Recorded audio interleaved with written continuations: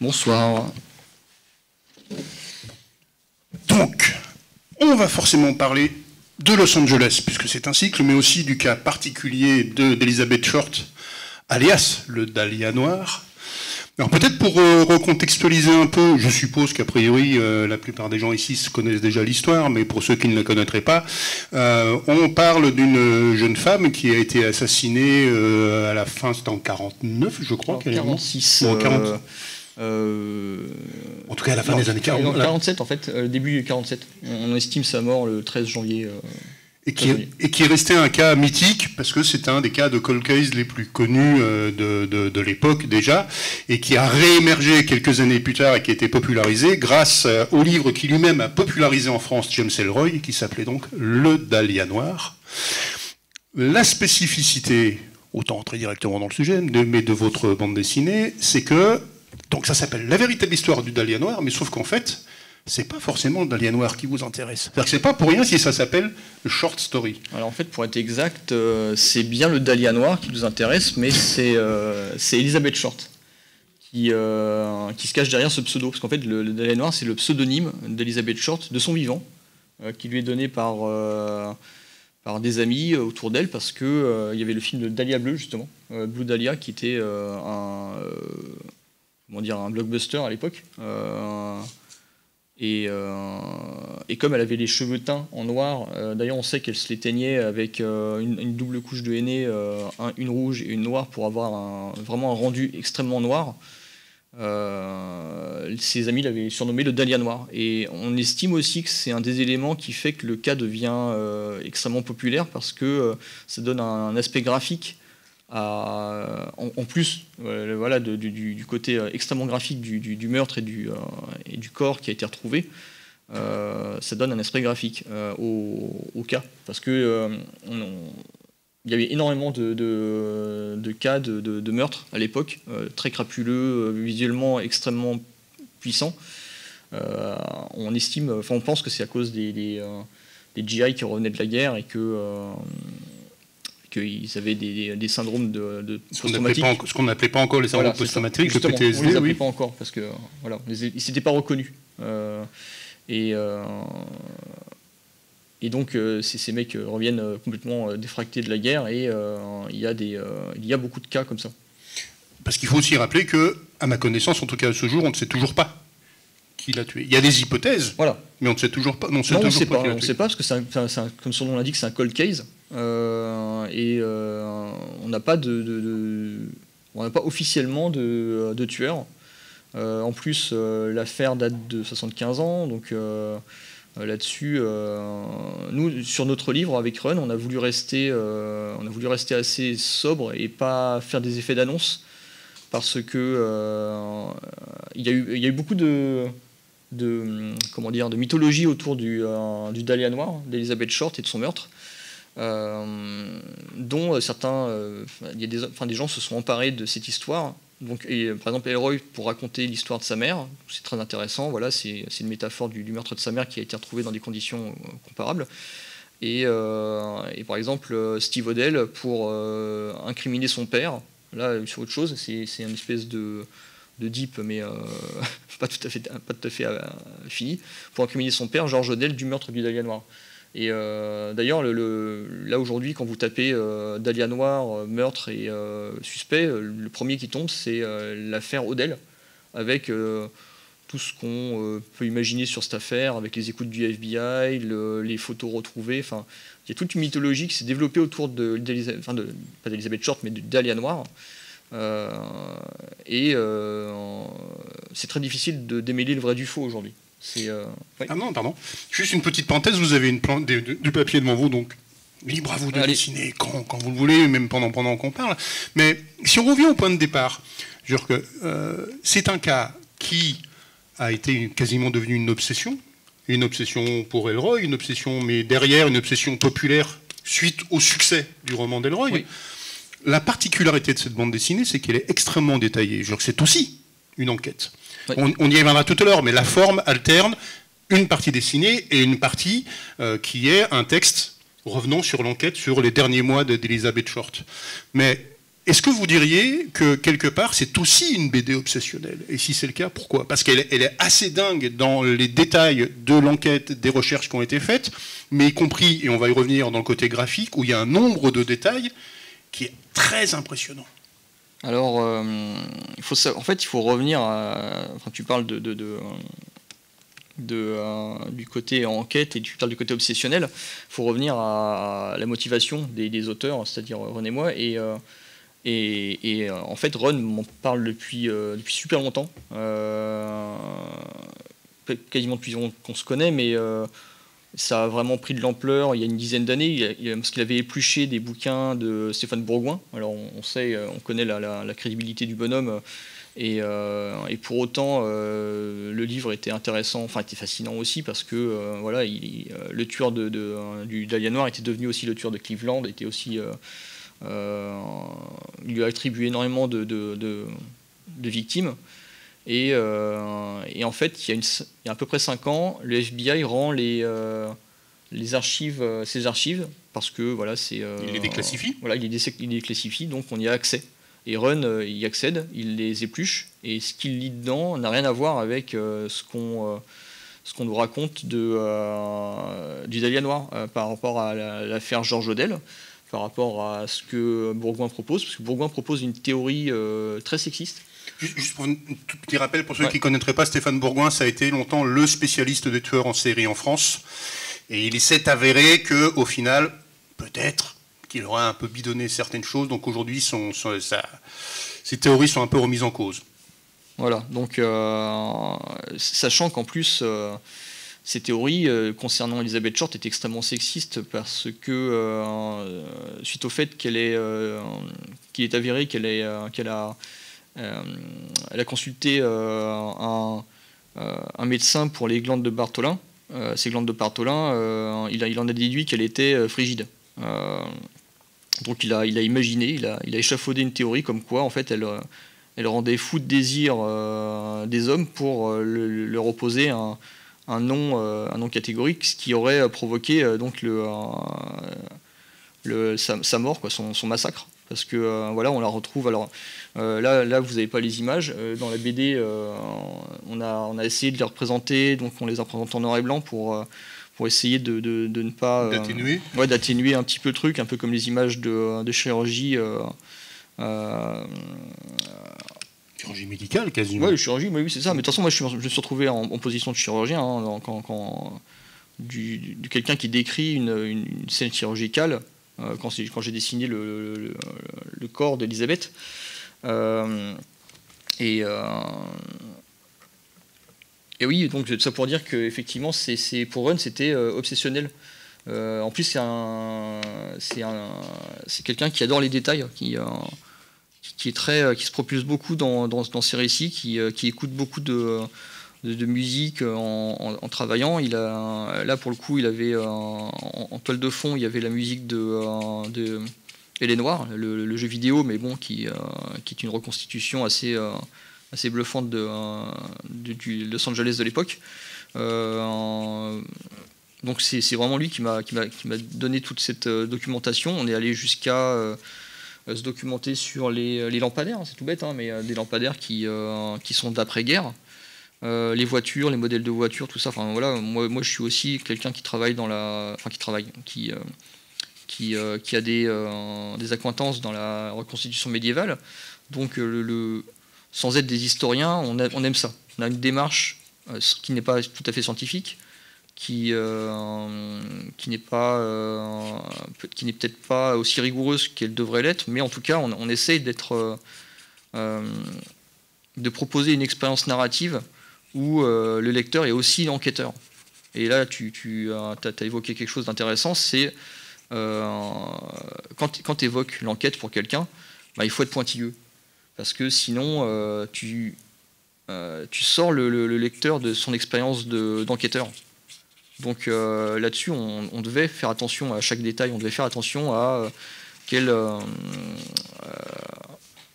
verre était utilisé, comment il séduisait les gens, sa manière de se comporter, ses regards, ses clins d'œil, Et là-dessus, effectivement, il y a beaucoup du cinéma de l'époque qui ressort. Il y a beaucoup d'images d'Épinal qui ressortent, à tel point qu'on a fait quelque chose finalement qui va à l'encontre de ce qu'on pense d'elle. C'est qu'on a fait d'elle une star dans la couverture. Dans cette couverture, on l'a starifiée, parce que nous, jusqu'au bout, on voulait, enfin surtout Ron voulait vraiment que si elle était encore vivante, elle aurait aimé se voir représentée comme ça. Et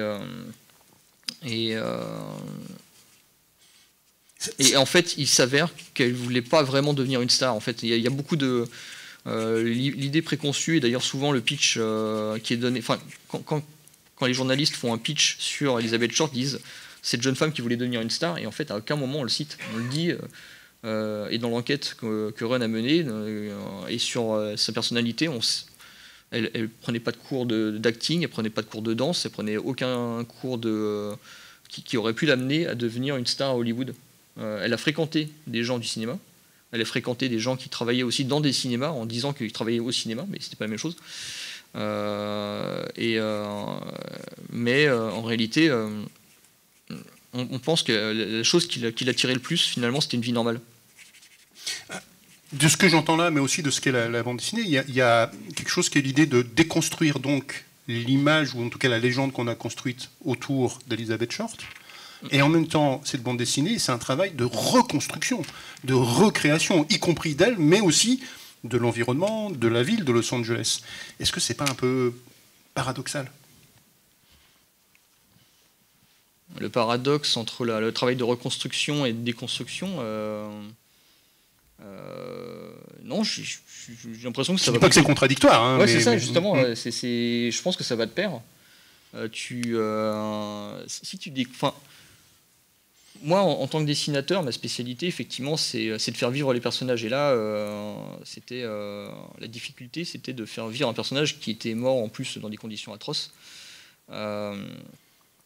Et dans le passé. Et en fait, notre rôle, c'est aussi de comprendre et de nous mettre à la place de ce qu'elle a vécu. Et là, c'est vrai que c'est pas facile. D'ailleurs, ça nous a été reproché. On a vu des trucs du genre mal gaze, tu vois, des trucs un peu des procès d'intention et de l'essentialisation. Enfin, on a été essentialisé sur la question. Pas souvent, heureusement. C'est peut-être parce que la BD n'intéresse pas trop les mouvements militants. Mais oui, nous, on avait besoin de la déconstruire pour justement comprendre ce qu'elle avait vécu. Et déconstruire l'époque, c'était hyper important parce que, tu vois, c'est tout bête, hein, mais son père fait semblant de mourir, se fait passer pour suicider parce qu'il a fait faillite en 29. Et là, tu te dis, ah ouais, mais en fait, son histoire, Elisabeth, est extrêmement liée à l'histoire américaine, de manière intime. Et je pense que tu peux pas. C'est pas question de résoudre le meurtre. Là, il est question de comprendre qui elle était. Et on peut pas comprendre quelqu'un si on comprend pas l'époque. Aujourd'hui, le Hollywood de l'époque, bah, c'est pas la série. D'ailleurs, que j'ai. C'était Netflix, je sais plus comment ça s'appelait cette série qui parle d'Hollywood et qui fait presque du négationnisme en disant qu'il y avait des actrices noires. Ça s'appelait Hollywood tout court. Hollywood, voilà, c'est ça. Donc moi, du coup, je trouve ça presque choquant parce que finalement, c'est une série qui dit, bah, regardez, les actrices noires, déjà à l'époque, elles étaient adulées. Mais non, il a fallu attendre vachement plus longtemps pour qu'une actrice noire ait un Oscar de premier rôle. C'est presque du négationnisme. Enfin, c'est déformer la réalité, l'histoire. Et nous, on ne voulait pas faire ça. On ne voulait pas s'inspirer du faux Hollywood qui nous est montré aujourd'hui. On ne voulait pas s'inspirer du Hollywood qui essaye de se montrer en tant que boîte à images séduisante de l'époque. On voulait montrer un Hollywood et un Los Angeles qui est issu d'une enquête assez rigoureuse, peut-être pas historique dans le sens où l'histoire c'est compliqué, je le sais parce que je fais de la reconstitute médiévale et qu'il faut une démarche quasi scientifique. Enfin, sinon c'est pas quasi scientifique, c'est une démarche scientifique de reconstituer. Là, notre rôle, c'était pas de reconstituer, c'était, comme tu dis, d'essayer de comprendre. Et donc, il fallait déconstruire. Il fallait comprendre les éléments, comprendre où en était l'industrie automobile, où en étaient les transports en commun. Parce qu'Elisabeth est une femme de son époque, une femme qui n'a pas de fortune, donc une femme qui n'a pas de voiture. Et en fait, il y avait énormément de transports en commun à l'époque. Et ça, on sait que, on le voit dans les images d'archives. Les gens marchent aujourd'hui. On y allait, à Los Angeles avec Run, pour plein d'autres raisons. Et en fait, on a vu ce que sont les rues de Los Angeles aujourd'hui. Ça n'a rien à voir. Ouais, c'est impressionnant, il faut y être pour le voir. Et il y a énormément de clochardisation, il y a énormément de SDF, et tous ces gens se fréquentent. D'ailleurs, l'odeur est impressionnante. L'odeur de Los Angeles, c'est l'odeur de l'urine. C'est terrible, hein. On ne le voit pas dans les films, ou bien on se dit pas ça quand on voit des séries américaines, mais c'est l'urine, l'urine moisie, c'est terrible. Et c'est un Los Angeles différent qu'on voit dans les images d'archives. Oui, est-ce que c'est ça qui a amené, par exemple, que dans la bande dessinée, il y a très très peu de plans de la ville. Il y en a un ou deux, par un certain moment, ouais. Mais il y a très très peu de plans de la ville, alors qu'il y a des images d'archives. Peut-être, si on peut passer peut-être sur le visuel lié ici. Alors peut-être pas celui-ci, mais... Ouais, c'est comme Cook, ça. Hop. On va essayer d'en trouver un. Hop. Mais il y a... Bon, je ne l'ai pas, mais c'est pas grave. Mais ce que je veux dire par là, c'est que la ville, elle est majoritairement représentée par des logos. C'est-à-dire que chaque bâtiment, y compris dans la partie écrite, ce sont des logos. Est-ce que c'était une volonté de ça, justement, de ne pas idéaliser ce Los Angeles tel que nous, on le connaît et qu'on l'a mythifié avec une forme peut-être de nostalgie ou d'exotisme, mais de représenter la ville par des lieux, mais des lieux qui ne sont pas forcément incarnés. Parfois, c'est juste à la manière dont un hôtel, un cinéma, là, par exemple, le Camp Coupe, ça incarne quelque chose aussi, rien que par ça, quoi. Alors, je vois ce que tu veux dire. Notre sujet, c'était pas Los Angeles. C'est vrai que là, on est dans un cycle Los Angeles ce soir. On est là pour ça. Notre sujet, c'était quand même Elisabeth. Mais Elisabeth qui rêve de quelque chose.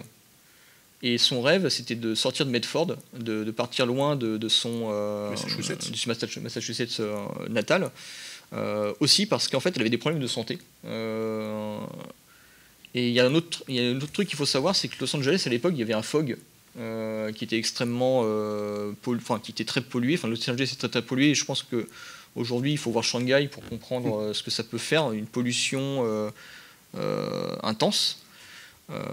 Oui, c'est un espèce de nuage de brouillard industriel, que j'ai essayé de représenter dans la lumière, mais on voulait aussi représenter le ciel bleu attractif tel qu'on l'a vu nous, parce que c'est la Californie, les cartes postales que tu vois, par exemple la carte postale de Kim Cook, ça fait partie des cartes postales de Run.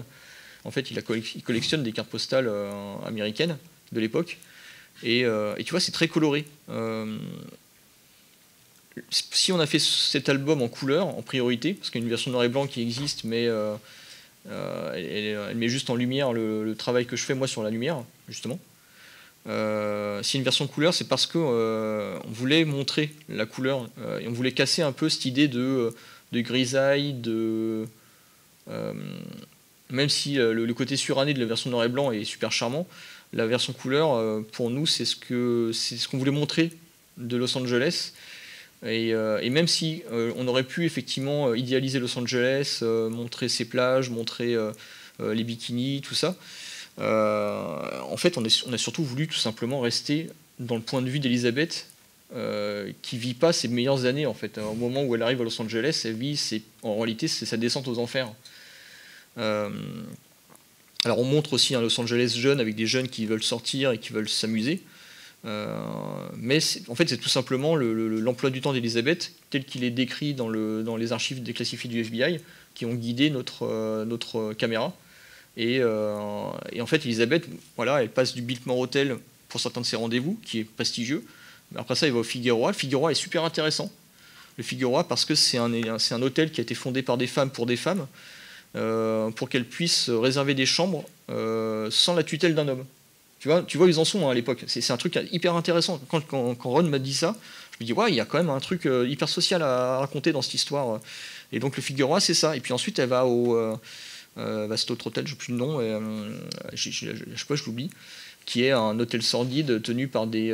Enfin, c'est vraiment comment dire, des marchands de sommeil. Donc, et là, elle fréquente aussi des communautés lesbiennes, dont on sait qu'elle avait du mépris pour celle-ci, et qui devait se voir, parce qu'en fait, Elisabeth, c'était quelqu'un qui avait du mal à se faire des amis, qui avait une bonne capacité à séduire certaines personnes, et puis d'autres, elle avait du mal à s'intégrer. Et donc elle s'est fait jeter par la communauté, quoi. Et c'est super intéressant parce qu'il y a un côté extrêmement social dans son parcours et de cette descente qui l'amène petit à petit vers... nous, on n'a pas voulu souscrire à l'idée de la prostitution. On savait qu'elle avait des souteneurs, mais c'était quelque chose d'autre.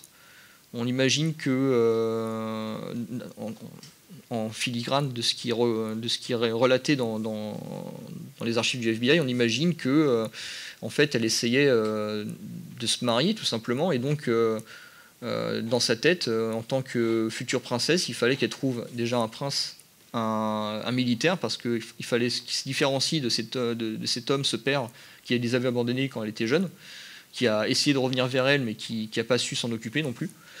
Donc elle voulait absolument trouver le prince charmant, et pour ça il fallait une certaine pureté, et c'était quelqu'un qui était jusqu'au boutiste. On pense que c'était quelqu'un qui avait beaucoup de caractère et qui a beaucoup d'imagination aussi.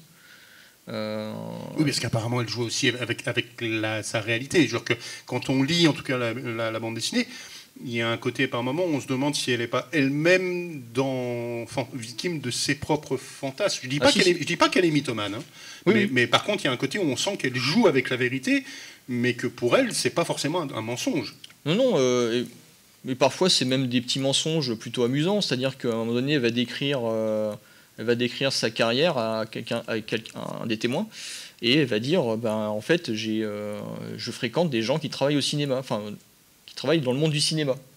Mais bon, en fait, c'est des gens qui travaillent dans le cinéma, mais littéralement, c'est-à-dire que c'est des guichetiers, et en fait, elle joue sur des points de réalité qui lui permettent de se montrer plus grande qu'elle ne l'est, mais ça c'est hyper moderne. Quand tu vois ce qui se passe avec Instagram, avec... tu vois, c'est ces gens qui se prennent en photo, en selfie, et qui te balancent un filtre ultra agressif et qui te lissent la peau en te transformant en star de cinéma. Hein. En fait, c'est là où on touche du doigt le personnage, enfin la personne. Alors que notre objectif au début, effectivement, c'était de parler du meurtre, et au final, on se retrouve on se retrouve à parler d'elle, parce que... Si on revient sur cette idée d'imaginaire, si on reste sur cette page-là, par exemple, dans quelle mesure l'imaginaire que vous aviez des années 40, 50 a joué, dans la mesure où là, on voit donc Elisabeth Short comme ça, mais qui est là, on dirait quasiment une photo de pin-up de l'époque. Ah oui, et il y en a d'autres comme ça. Il y a d'autres moments où il y a des photos, en tout cas sur les parties d'illustration, où elle a des poses qui sont des poses de pin-up. Donc dans quelle mesure votre propre imaginaire, ou peut-être vos propres fantasmes, sur cette époque-là, a joué sur la manière de la représenter graphiquement, physiquement? On va en revenir sur cette couverture, je pense. C'est-à-dire qu'il y a quand même une Madeleine de Proust derrière, il y a un visuel... tu vois, cette couverture, par exemple, typiquement, on a fait des recherches. Moi j'étais parti sur effectivement une couverture plutôt pin-up, parce que c'est un truc sur lequel je suis à l'aise. Et Ron voulait vraiment un truc, non, il faut la montrer en majesté, quelque chose de presque religieux, quoi. Et donc on a fait des recherches photos, tout ça, des recherches de photos de l'époque pour voir comment ils traitaient le grain de la peau, tu vois, la lumière, comment elle tombe sur le visage. Et on est tombé sur une série de photos, une actrice, alors je ne sais plus le nom de l'actrice, et au final on obtient cette couverture qui effectivement est un mélange de notre imaginaire de Los Angeles des années 50, hein. Et pourtant on n'est pas dans les années 50. Et c'est assez marrant parce que Ron m'a pas forcément poussé. Alors parce qu'en tant que directeur artistique, il m'a pas forcément poussé à aller me renseigner sur l'imaginaire américain des années 50. Et pour tout dire, c'est pas une époque que je connais très bien. Je la connais à travers quelques films comme les Confidential, hein, peut-être qu'on va y revenir. Et tout l'imaginaire peu glamour qu'il y a autour. Mais en fait, j'y connais pas grand-chose. Pour tout dire, je mélangeais même des éléments des années 60 avec ceux des années 50. Donc il a fallu être vraiment rigoureux sur les modèles des voitures, par exemple. Et ouais, tout ça pour dire que oui, en fait, on a été influencé par cette ambiance qu'on connaissait. Mais je crois qu'on a essayé justement de ne pas tomber dans les poncifs, tout en essayant de comprendre qui elle était. Et en fait, pourquoi on l'a mis en pin-up à un moment donné? C'est parce qu'en fait, elle avait gagné un concours de pin-up. Grosso modo, elle était devenue Miss Kemcook chez les militaires. Et c'est peut-être quelque chose qu'il a beaucoup construit aussi dans sa psyché, dans son besoin de plaire. Et dans son besoin de plaire à des militaires en particulier. Parce que voilà, c'est une jeune fille qui s'était créé un personnage. Et quelque part, le nom de Dahlia Noire, c'est elle qui l'a créé en s'appropriant la couleur de cheveux, la couleur de cette couleur du noir, et on ne sait pas, ça se trouve c'est même elle qui a créé ce pseudo. Et en tout cas, elle avait un briquet sur elle, quelqu'un lui avait offert un briquet où il était marqué Dahlia avec une faute d'orthographe d'ailleurs. Et d'ailleurs, on a dû reproduire la faute d'orthographe, c'est terrible, mais bon, il faut donner de sa personne. Et voilà, elle construisait son personnage.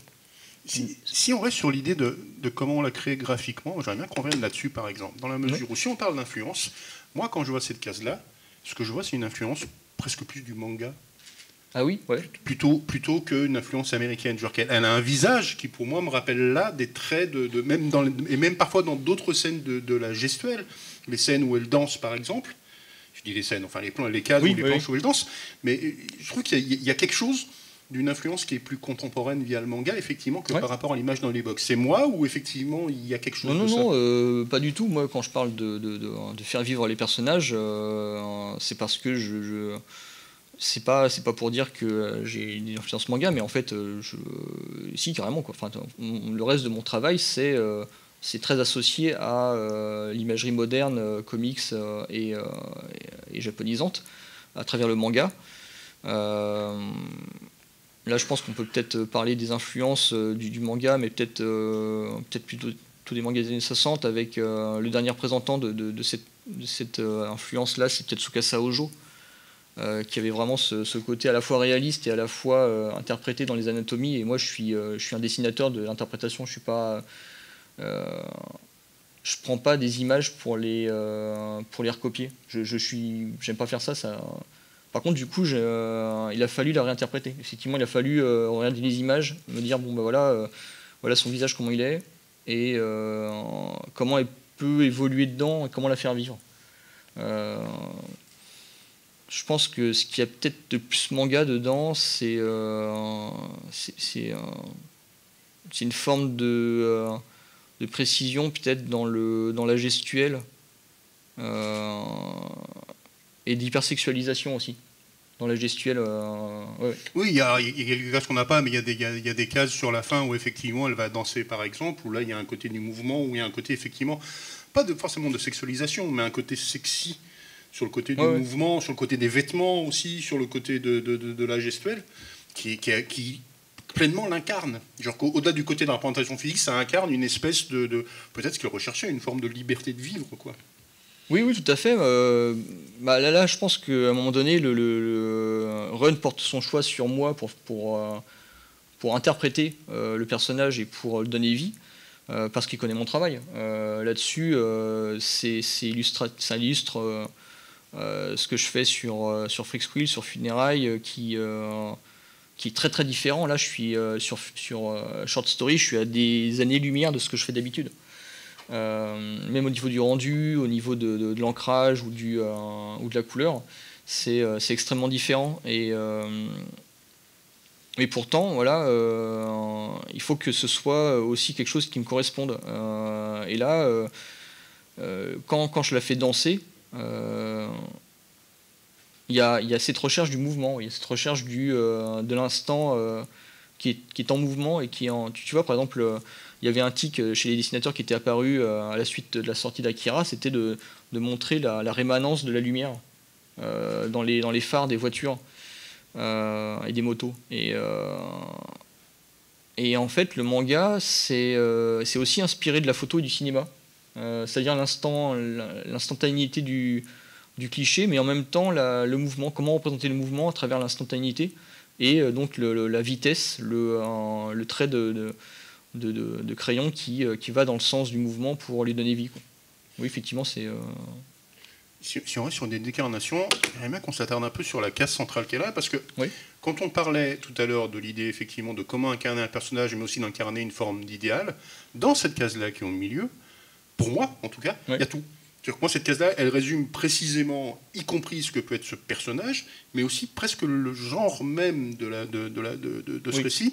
Parce que là, moi, je vois du mélo là-dedans, par exemple. Oui. Je vois dans le côté de la pose qu'elle a, dans le regard, y compris dans une forme peut-être pas de disproportion, mais on voit bien qu'en termes d'échelle, il y a une idée de contrôle. Oui, il y a une idée de plongée. Et là, d'un seul coup, ce que je vois là, pour moi, c'est une forme de romanesque. Or, de ma lecture, quand j'ai la bande dessinée, pour moi, c'est essentiellement ça. C'est un personnage qui est excessivement romanesque. Et dans son rapport avec les hommes, et dans son rapport au monde, et dans son rapport à ce qu'elle veut imaginer de sa vie. Oui, mais elle l'écrit, hein, tout ça. En fait, elle fait un roman de sa vie à travers ses lettres, les différentes lettres qu'elle écrit à des hommes. Et parfois, on sait, et ça se voit parce que voilà, c'est pas conforme au témoignage, on sait qu'elle enjolive les choses pour les présenter de manière plus avantageuse. Sa manière d'écrire est très, très romanesque. Elle se met en scène. Et dans cette case-là, on s'est dit avec Run, voilà, on veut représenter cette jeune femme qui s'imagine une scène, qui veut faire monter une tension, qui à la fois essaie de créer une espèce de pureté, mais en même temps, voilà, la couleur du rouge, elle n'est pas innocente. Hein, il y a une forme de lascivité aussi. Oui, voilà, tout à fait. Oui, c'est tout à fait ça. Enfin, tu as bien capté le truc. Il y a tout un... en fait, à travers ce récit qui était extrêmement froid du rapport du FBI, on essayait aussi de comprendre le personnage et de lui donner le contrôle aussi de ce qu'elle faisait, et pas être juste dans une série d'événements qui vont l'amener à l'inéluctable fin. Tu vois, c'est essayer de comprendre ce qu'elle essayait de faire et quelles sont ses actions. Et là, c'est vraiment une action. Pour nous, là, il n'y avait rien d'innocent dans sa manière d'ouvrir la porte, de faire entreapercevoir ce tatouage dont on sait qu'il existait, mais on n'a pas trouvé de traces parce qu'en fait, le tueur a découpé. Voilà, tout simplement, il a découpé et le morceau de peau n'a pas été retrouvé. Donc on a des témoignages de cette rose, on ne sait pas exactement à quoi elle ressemblait. Voilà, enfin c'est... Sur l'idée d'incarnation, je remets aussi sur la case du haut. Il s'avère que dans l'imaginaire collectif, la première image que le grand public a eue de Betty Short, ça a été par la couverture du Dahlia noir, qui est quasiment cette image, en tout cas qui reprend l'image de la fleur dans le cheveu et tout ça.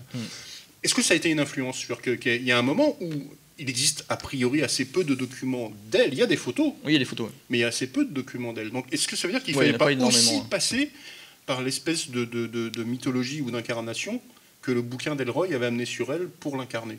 Alors, des photos qu'on retrouvera d'elle où elle a des dahlias dans les cheveux, en fait, il y en a plein. Parce qu'elle en mettait beaucoup, elle mettait beaucoup de fleurs dans ses cheveux. Apparemment, ça c'était une grosse mode. Et elles étaient blanches, effectivement, par contraste avec sa chevelure noire. Je pense que l'imaginaire d'Elroy est important dans cette histoire. C'est évident il est évident que nous, on la reçoit grâce à ça. Moi, en tout cas, j'avais lu le bouquin il y a 20 ans de ça. Quand Ron m'en parle, du coup, en lumière, j'ai ce roman que j'avais lu il y avait déjà plus de 10 ans, quoi. Et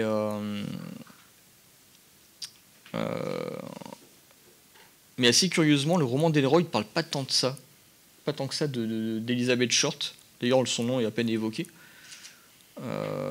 Là, pour le coup, c'est plus un livre effectivement sur Los Angeles et le Los Angeles de l'époque. Oui, c'est ça. Il parle de la police, il parle enfin, c'est dans son cycle. Le quatuor du LAPD. Voilà, tout à fait.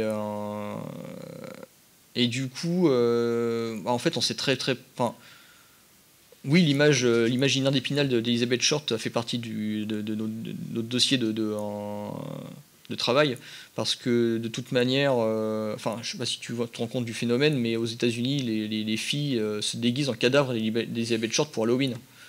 Ce qui doit pas être simple, vu qu'elle était quand même sectionnée, ouais, c'est sectionnée en deux. Non, quoi. mais ça se trouve, tu vois, tu en as une qui fait le haut et l'autre qui fait le bas. Quelle horreur. Mais si, on a des archives avec des cheveux. Mais là, par contre, c'est intéressant ce que tu montres, parce que là, on a épluché un film. Alors, attends, c'est lequel déjà, celui-là Pas de Jolson Story, si, peut-être. Si, ça c'est l'exposition d'Al Jolson Story. Voilà, c'est ça, et on a remplacé l'actrice par Elisabeth dans l'image. Et là, ce qu'il y a derrière, c'est une représentation du plan qu'on a sélectionné. Et j'ai représenté, enfin j'ai recopié la situation, quoi. Et c'est une espèce de plan métaphorique où elle-même se voit star de cinéma, parce que c'est un moment où elle sombre. Et là, de toute façon, elle touche quasiment le fond, c'est-à-dire que cet hôtel, enfin pardon, pas cet hôtel, ce cinéma, il est très intéressant parce que c'est un cinéma qui est, contrairement à ici, c'est pas des gradins. C'est un cinéma qui est à plat. Et d'ailleurs, au début, j'étais parti sur des gradins, et en fait, c'est en faisant des recherches pour savoir ce qu'il y avait autour de ce cinéma, parce que je voulais représenter le cinéma, mais aussi dans son jus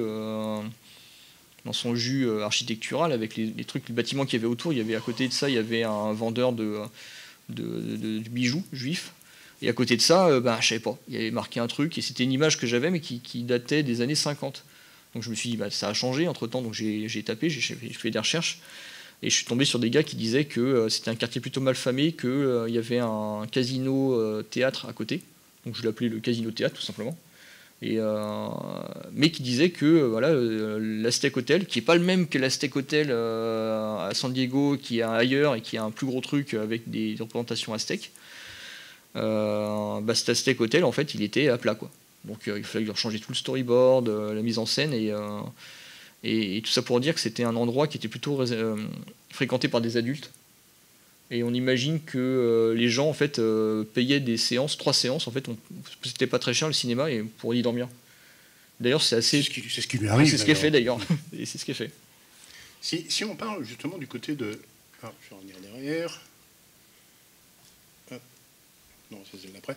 Du côté de l'architecture, j'aimerais qu'on parle de l'architecture même des pages. Dans la mesure où, en termes de nombre de cases, en termes de jeu sur des lignes verticales, horizontales, oui, il est très présent dans cette bande dessinée, et il évolue. Ça se termine, il y a un moment même où, d'un seul coup, il y a une seule page que je n'ai pas là, mais qui n'a pas de case, c'est juste elle qui marche et qui est sans dialogue. Mais il y a quand même un côté de construction architecturale. Oui. Des planches. Comment ça s'est conçu, ça? Est-ce que c'était justement en écho par rapport à l'architecture de la structure même du livre, on va y revenir sur le côté d'alternance de planches et de textes, ou même par rapport à la ville même de Los Angeles, qui est quand même quelque chose de très architectural aussi, qui en plus est une architecture très singulière, dans la mesure où c'est une architecture qui n'est pas américaine. Los Angeles, c'est une ville qui est presque quelque part un fantasme européen, peut-être parce qu'il y a une immigration européenne là-bas, mais que c'est une ville, c'est une architecture en soi à part. Est-ce que ça a eu une influence ou pas sur la manière dont était conçu ce jeu sur les lignes verticales, horizontales des planches? Je vais être tout à fait honnête avec toi, c'est complètement fortuit. En fait, moi, dans ma construction narrative, je suis guidé par les regards et les bulles aussi. Les bulles, c'est hyper important. Le fait qu'un texte rebondisse bien, qu'on s'ennuie pas dans le récit, et que les personnages portent l'action, et qu'on ne se retrouve pas devant des pavés qui disent des choses dont on n'a pas envie de découvrir, parce qu'en fait l'idée c'est qu'un dialogue à l'écrit, des fois il peut être un peu descriptif, et justement il faut là on montre, on essaie de donner vie aux personnages, et oui, tout à fait. Tu vois, par exemple là, le choix de faire une case en hauteur pour représenter Vetcher, alors qu'il regarde ailleurs, pour finalement qui se mettent à regarder dans la direction d'Elisabeth, dans la dernière case, sur un plan très très large, façon construction un petit peu Sergio Leone. c'est des choix de narratifs pour essayer de raconter quelque chose. Après ça, est-ce que ça a un rapport avec la manière dont Los Angeles est construite?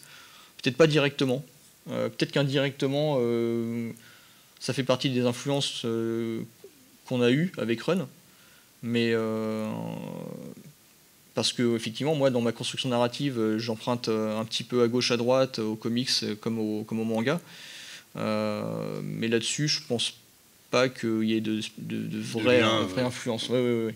Si on revient sur l'idée de construction, donc, alors là, elle n'est pas droite, désolé, mais il y a quelque chose d'assez étonnant justement dans l'alternance donc de parties dessinées narratives et de ces choses-là qui rappellent quelque part un scénario. Genre qu'on a vraiment l'idée d'un récit de l'enquête d'un côté et de quelque chose qui tient presque des didascalies à côté. Oui. Comment ça s'est construit? Genre comment a été fait le choix, par exemple, de dire cette partie-là, elle sera dessinée, et cette partie-là, on va la mettre sous forme d'enquête et sous forme quasiment de scénario? Est-ce qu'il y a des moments où vous avez eu envie, peut-être, d'inverser certaines choses, ou des choses qui étaient dans une partie rédigée comme ça, où vous auriez voulu dessiner, ou à l'inverse? En fait, pour être franc avec toi, si on avait eu le choix, on aurait fait complètement différemment. Parce qu'on est des scénaristes, parce qu'on aime bien raconter des histoires qui ont du sens. Et moi, quand j'étais en face du scénario de Run, je comprenais absolument rien. Je me disais, mais qu'est-ce que c'est que cette scène? Je comprends pas où ça nous amène. Parce qu'en fait, on a mis en image exclusivement ce qui était les témoignages et la reconstruction de sa vie dans les dernières semaines par le FBI. On s'est dit, voilà, c'est rigoureux. Il y a eu un travail d'enquête, il y a eu un travail de contre-enquête. On a interviewé des gens, on a interviewé d'autres gens pour être sûr que ces gens ne disaient pas de bêtises. Et donc ce travail, on est parti du principe que ce travail de reconstitution était fiable. Donc on a montré les minutes de ces derniers jours. Tout ce qui était attesté. Mais là-dessus, c'est pas suffisant pour comprendre son histoire. Donc là, il y a des gros cahiers, effectivement, de cahiers d'enquête qui permettent d'avoir tous les éléments. Là, tu vois, on parle du Chancellor Hotel. Et on explique ce qu'il était. On explique, et en fait, ces éléments qui sont intradiégétiques, mais qui sortent du récit, ça nous permet de mieux comprendre certaines scènes. Et finalement, je pense que Run a fait exprès de ne pas me les donner, certains éléments, en tout cas certains éléments qui concernaient des personnages, pour pas que je commence à te dire, ce personnage-là, je sens que c'est le tueur. Et c'était terrible, parce que des fois je me disais, alors je comprends pas lui, et en fait je me faisais des histoires aussi dans ma tête. Et il y en a un, et je lui ai donné un regard un petit peu de requin mort, parce que je me suis dit, celui-là, il a vraiment une tête de tueur. Il était vraiment inquiétant, et en plus bêtement, peut-être pas bêtement, mais en tout cas elle a eu de maille à faire avec un certain sergent Chuck, et lui il s'appelle Carl Basinger, et Chuck et Carl, on sait que c'est le même prénom en fait. Et ça met ici de l'histoire. Je peux retrouver des prénoms super bizarroïdes, parce qu'en fait ils évoluent en fonction des cultures, et Carl c'est Charles et Charles c'est Chuck. Donc ce fameux sergent Chuck, ça pourrait être lui. Donc là j'ai sous-entendu des trucs dans mon dessin, et je pense que pour éviter que ça n'éclabousse d'autres personnages masculins qui interviennent, je pense que Run m'a pas trop mis en tous les suspects sous les yeux, pour pas que justement je fasse des sous-entendus ou des regards coulés vers certains personnages qui pourraient très bien avoir fait le coup, parce que après ça on imagine que Vetcher c'est pas lui qui l'a fait, parce que c'est un GI qui est plutôt tranquille. Après ça il y a des sources qui nous disent maintenant que c'était un menteur compulsif, on ne sait pas, difficile à dire. Robert Manley, qui apparaîtra plus tard, pourrait avoir fait le coup sous un coup de folie, mais en fait, comme on était parti, à un moment donné, comme on a justement bifurqué vers qui était Elizabeth Short, au final, c'était plus si important que ça de savoir qui avait fait le coup. Et pour éviter ça, Au final, je me suis dit, allez, je vais dessiner comme si voilà, j'étais le mec perdu, le GI qui rentre, le GI perdu parce qu'on sait que par exemple que Robert Manley avait des problèmes psychologiques, ou l'espèce de tenancier, comment il s'appelle déjà le mec Là, je ne sais pas. Ouais, non, je sais plus. Enfin, il y avait une foultitude de personnages qui tournaient autour d'elle, des hommes. Mais justement, si on enlève le côté du fait divers, quelque part, et ça a été évoqué tout à l'heure, ça peut être aussi, si on la prend, on extrait un peu de sa personnalité, l'histoire effectivement d'une femme qui essaye de s'imaginer une vie idéale et effectivement de trouver un mari ou un prince. Mais ça pose la question de comment est-ce qu'on représente les hommes. Parce qu'il y a quand même régulièrement 3 ou 4, on va dire peut-être 5 hommes principaux qui arrivent, avec qui elle a des histoires, avec qui elle a des relations. Mais du coup, alors ça en fait pas forcément des suspects, mais ça en fait une espèce de portrait de la masculinité vis-à-vis d'un personnage féminin. Comment est-ce que graphiquement, chaque personnage masculin devait représenter quelque chose de la masculinité? Alors, c'est un peu comme l'histoire de son père. Son père qui, alors je vais le redire, qui fait faillite en 29 et qui fait semblant de mourir, qui laisse sa voiture vide à côté d'un pont et qui disparaît. Donc tout le monde est persuadé qu'il a sauté du pont. Puis il revient 10 ans plus tard et il dit salut les filles, parce qu'en fait il a laissé 6 filles et une femme. Derrière lui quand même, tu vois le portrait du gars. Et qui dit salut, je reviens, qui veut venir vivre avec moi quoi. Et entre-temps il a fait sa vie aussi. Donc son ex-femme dit bah non, pas moyen, et puis et Elisabeth, elle tente l'aventure. Et il s'avère, c'est assez amusant, il s'avère que les hommes qui gravitent autour d'elle finissent par effectivement dépeindre un homme de cette époque, de l'après-guerre, qui est à la fois un GI qui a parfois eu des problèmes psychologiques, ou bien un homme d'affaires qui entretient qui a autour de lui plein de femmes et qui les fait danser pour un peu mafieux. Hansen, voilà, c'est ça. Voilà. Hansen, cet homme qui les raccompagne à un moment donné, qui lui fait un peu la morale. Et en fait, physiquement, à part Vetcher, les autres, on a des photos d'eux. On a des sources. Et ce qui est très amusant, c'est qu'au final, il représente, entre Hansen, Robert Manley et un gars, un hispanique assez trapu dont on n'a pas le portrait, mais on a une description très précise, finissent par peindre effectivement un portrait robot de l'homme de l'époque. Et ça, on n'a même pas eu besoin de forcer le trait finalement. Je pense que c'est plus intéressant que de se dire oui, on a voulu à travers eux montrer le spectre des hommes qui auraient pu la tuer et au final, à un moment donné, on était même parti sur cette piste de dire que Elizabeth Short avait été tuée par les hommes, par le Los Angeles en fait, par une espèce de monstre qui était construit sur le glamour, mais en même temps l'après-guerre et le besoin de s'amuser, le besoin de consommer. Robert Manley a une voiture de commercial, mais c'est une très belle voiture pour l'époque. C'est-à-dire c'est un bon modèle. Je pense que le portrait qu'on fait est objectif. En fait, c'est ça qui est plus intéressant finalement que de dire qu'on aurait essayé de représenter quelque chose. Finalement, c'est peut-être ça qui est plus important dans ce récit, c'est que il n'y a pas vraiment de... La caméra, on l'a posée, mais on l'a posée contraint et forcé. Ça, je te l'ai dit tout à l'heure. Il n'y a pas vraiment de choix. Et ça, c'est très dur pour des scénaristes et dessinateurs comme René et moi, parce qu'on on passe notre temps à faire des choix. Et là, c'est une histoire qui ne nous a pas laissé le choix. Robert Manley, il a un sourire foireux, et il est comme ça, en fait. Je veux dire, on a des images où il est même quand il a peur, il est plus beau que quand il sourit. Quand il sourit, il devient inquiétant au possible, quoi. Et c'est quelque chose qu'on n'avait pas besoin d'inventer.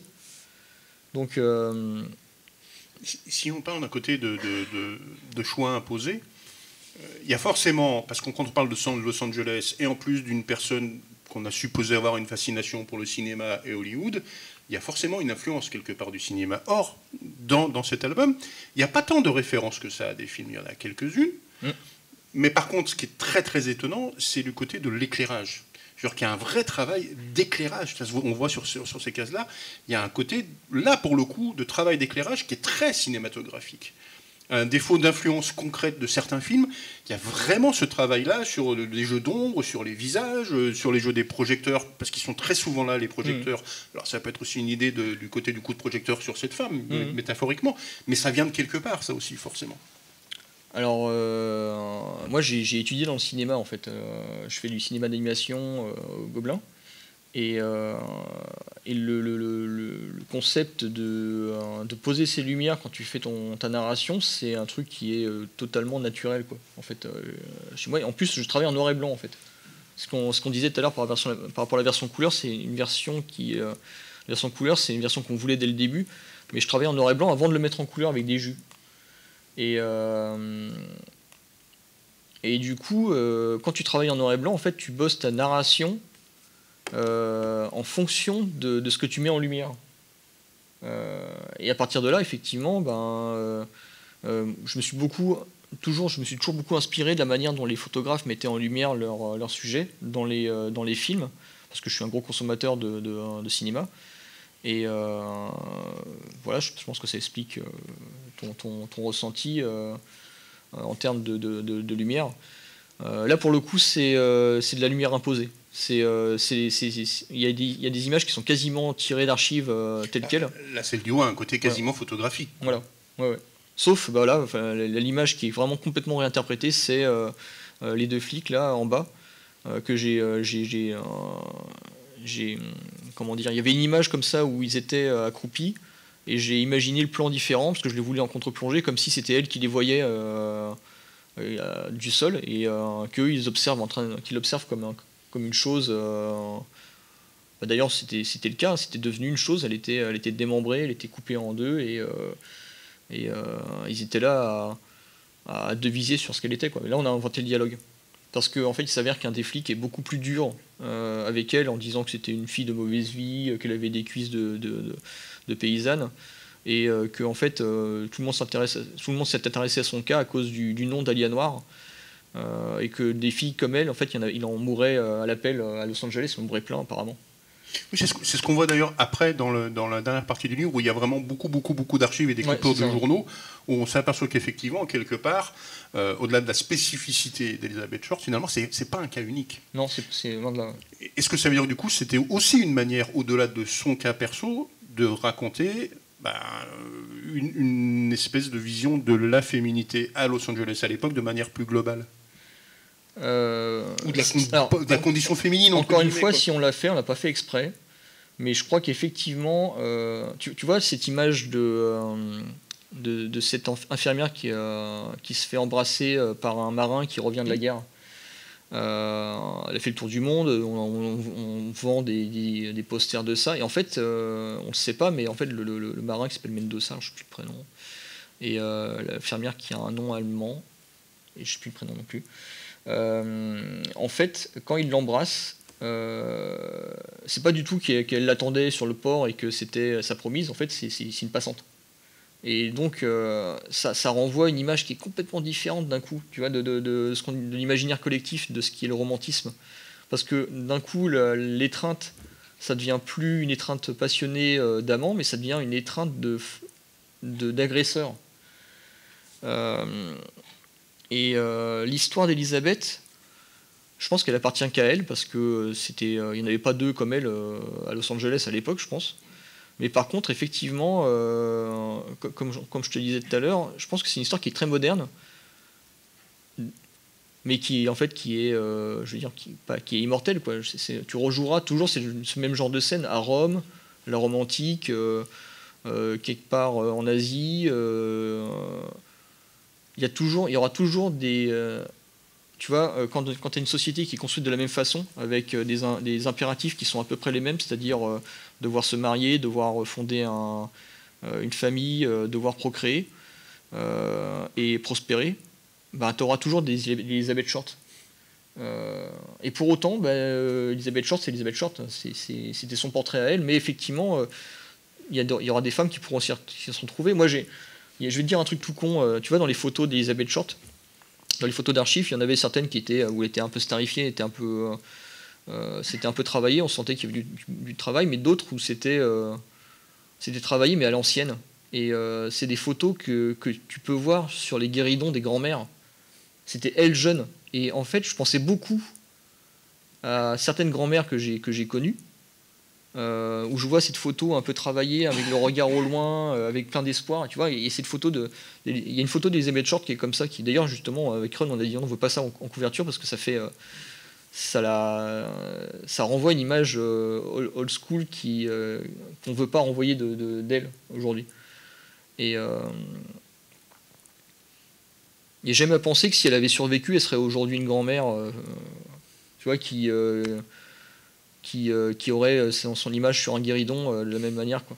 Tu vois, Si on parle d'image old school, il y a cette case-là qui est quand même très particulière. Ah oui, non, mais là, on est carrément dans les envahisseurs, quoi. Alors, il y a ça d'une part, mais il y a aussi l'idée pour revenir à cette idée d'une éventuelle influence de cinéma, il y a très très peu donc d'influence directe citée. Ouais. Dans le film. Alors, évidemment, il y a un passage où on parle du Dahlia bleu, le film avec Veronica Lake, parce que c'est celui qui a donné son surnom. Il y a un moment dans une salle de cinéma, elle va voir Johnson Story, il y a une reproduction de l'affiche. Celle-là, c'est presque une affiche de cinéma d'époque. Ouais. Mais peut-être plus années 50, film noir. Mais est-ce que, au-delà du cinéma, est-ce qu'il y a des affiches ou des influences picturales, genre de peintes et autres, parce que j'aurais pu mettre aussi pas mal de... Il y a un motif, pas d'un diner, mais quasiment qui revient un peu régulièrement. Est-ce qu'il y a des peintres ou des affiches de cinéma, pas forcément des films, mais qui ont été quelque part une influence directe ou indirecte? Alors curieusement, je ne suis pas allé voir du côté de Hopper, et j'aurais pu. Mais tu sais quoi, c'est très bizarre parce que moi je l'ai fait de volontaire, hein, c'était ce truc-là. Après ça, c'est pas moi qui suis derrière la typo. On a un graphiste qui bosse avec nous au label 619, Gaël Séchin, et c'est lui qui fait nos titres et nos typos, et il travaille sous la houlette de Run en tant que directeur artistique. Et oui, il y a des grosses influences.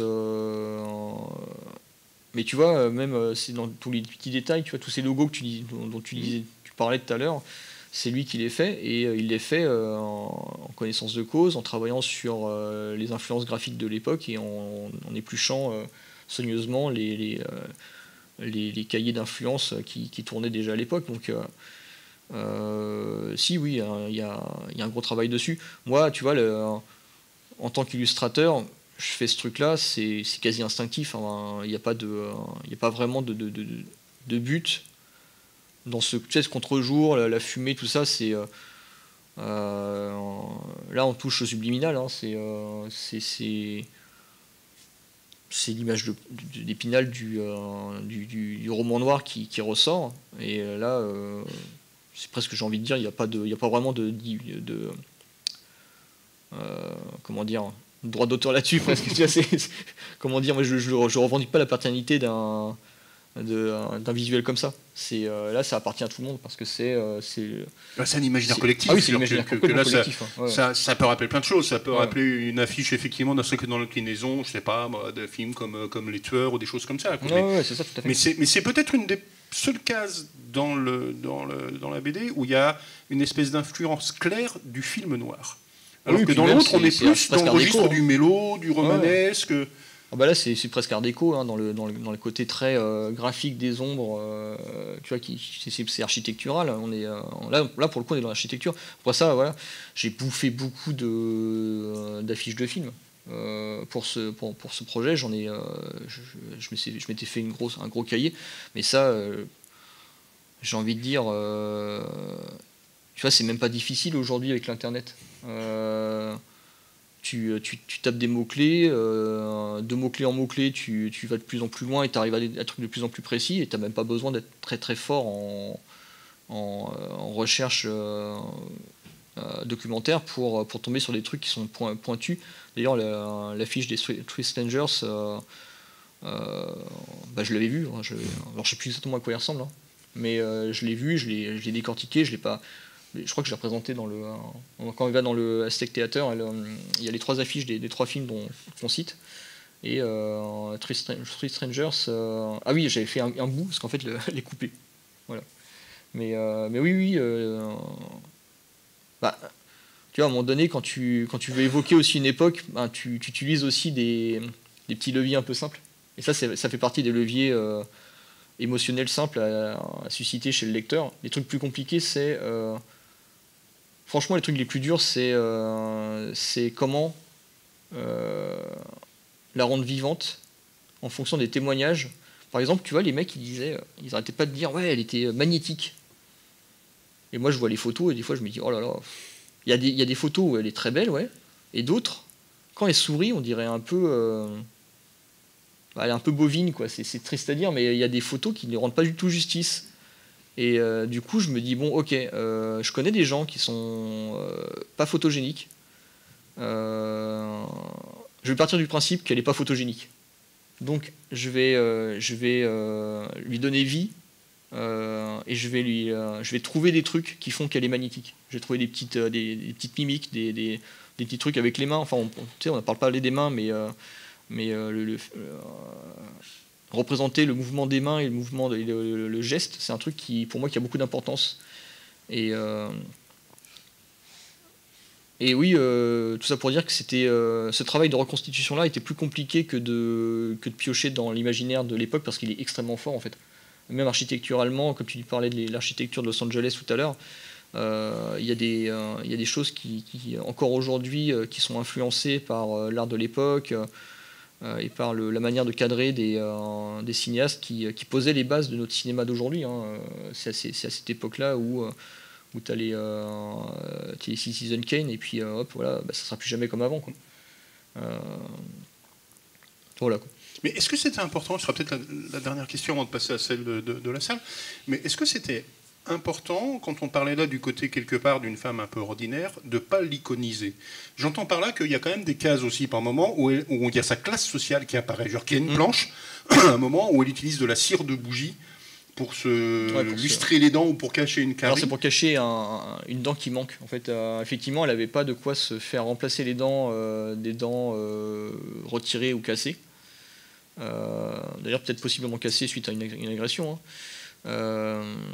Et du coup, elle remplissait les vides avec de la cire fondue. Mais est-ce que ça veut dire que c'était important justement de ne pas l'iconiser, de ne pas en faire ce qu'elle est devenue quelque part? Parce que quelque part, c'est une forme d'icône culturelle à partir du bouquin d'Elroy. Mais est-ce que c'est important de bien ramener en disant, quelque part, c'est une histoire assez ordinaire. C'est l'histoire d'une femme finalement assez ordinaire dans ses rêves. Oui, qui n'a pas eu de chance en fait. Mais oui, c'était important parce qu'on voulait montrer que c'était quelqu'un qui méritait pas ce qui lui était arrivé. Et tu sais, quand on dit, de manière innocente, quand on dit oui, une starlette qui s'est faite horriblement tuer à Hollywood, bah, il y a un petit... derrière ce mot starlette, il y a un jugement de valeur. Et ce jugement de valeur, c'est trop... Enfin, Ron appelle ça le syndrome d'Icare. Je pense que c'est ça. En tout cas, c'est... L'idée, c'est, elle a voulu s'approcher du soleil, elle s'est brûlé les ailes, elle l'a un peu cherché, quoi. Et nous, on voulait pas ça. On voulait justement, on voulait parler de la personne qu'on croyait, parce que peut-être qu'on se trompe complètement, hein, mais qu'on croyait découvrir derrière tous ces témoignages et derrière l'icône, justement. On voulait, c'est pour ça que ça s'appelle Short Story. Et que ça s'appelle pas Dahlia Noir, tu vois, parce que en fait, Dahlia Noir, ça aurait été peut-être plus simple comme titre, ou le sous-titre, tu vois, on aurait pu mettre le sous-titre comme titre, c'est la vraie histoire du Dahlia Noir. Mais en fait, l'histoire, c'est l'histoire d'Elizabeth Short, quoi, et c'était l'histoire de cette femme qui s'est construite une image. Qu'au final on retiendra, mais qui elle était derrière, on espère que tous les gens qu'on croise, tous les gens, toutes ces personnes-là auront cette chance d'être considérées pour autre chose que l'image qu'ils ont donnée d'eux, quoi. À l'arrivée, ce qui a fait sa popularité, c'est le mystère. C'est le mystère autour de son meurtre. Oui. Le principe aussi le nom. on le prendra. Parce qu'en fait, par exemple, il y a eu d'autres meurtres mystérieux à l'époque, donc le Lipstick Killer, le boucher de Cleveland, enfin des trucs comme ça. Il y en a encore. Il y en a encore. Mais apparemment, le nom Dahlia Noire, on va dire, il est clé dans le fait que c'est une histoire qui va devenir culte. Mais là où je veux en venir, c'est que le motif de la bande dessinée, c'est surtout pas d'expliquer ce qui s'est passé, parce qu'on ne sait pas de toute façon. Alors, je dirais pas surtout pas, parce qu'en fait... oui, pardon. Voilà. Il y a quand même écarné des suspects à la fin. Et si tu l'épluches bien et que tu regardes bien ce qu'on en dit dessus, il y a moyen de se faire une idée. Nous, ça a été une espèce de cerise sur le gâteau, parce que on ne pensait pas à venger, entre guillemets, la mémoire d'Elizabeth Short. C'était pas devenu notre objectif, parce que personne n'avait trouvé qui avait fait le coup. Et Run est quand même tombé sur la théorie de Larry Harnish, qui décrit un personnage qu'on n'avait pas du tout vu venir. Et c'est une théorie intéressante. Mais ce que je veux dire, c'est qu'il n'y a pas de théorie établie. Genre, c'est pas le but du livre de dire... Non, voilà, non, c'est pas le but. À partir de là, est-ce que finalement, c'est si important que ça qu'on ne sache pas? Genre, imaginons que ce meurtre ait eu lieu et qu'on ait su qui l'a tué. Il y aurait peut-être quand même eu un livre de l'héroïne. Il y aurait peut-être quand même eu une réputation. Ouais. Mais à partir de là, est-ce que ça aurait empêché cette bande dessinée-là comme portrait d'une époque et d'une femme? Ah non, pas du tout.